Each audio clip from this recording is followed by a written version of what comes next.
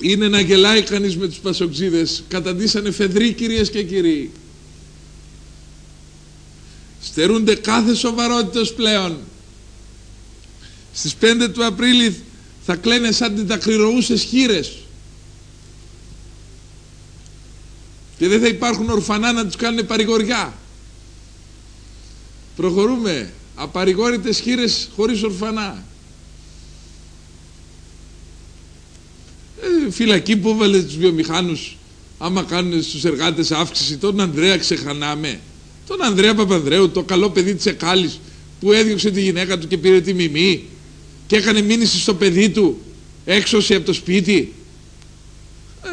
Τι να πρωτοθυμηθούμε. Είπαμε το τελευταίο δεκαήμερο θα κάνουμε το Discovery για τον κύριο πρόεδρο του Πασόκ. Αφήστε, υπομονή, έχουμε 13 μέρες. Αφήστε το να ζήσει άλλα 13-24 ώρα. Τα τελευταία 10 θα του γίνει ζωή πατίνη, αφόρητη. Αφήστε το να ζήσει 13 μέρες ήρεμος, να τρώει το σαντιγί του και το καπουτσίνο, τον καφέ του, από ό,τι έμαθα τρώει με κρέμα μέσα. Λοιπόν, προχωρούμε παρακαλώ. Βρωμιά θέλουνε, βρωμιά θα έχουνε. Το Λεβέντι δεν θα το λυγίσουνε. Τα μπράτσα αυτά είναι μπράτσα στυλωμένα με ατσάλι. Ανδρέα Παπανδρέου, είσαι ράκος. Δεν θα μπορέσεις να τα βάλεις με το Λεβέντι. Αυτά τα χέρια είναι χέρια αντρίκια. Προχωρούμε παρακαλώ. Και μάζεψε το σκύλο τον κουρί.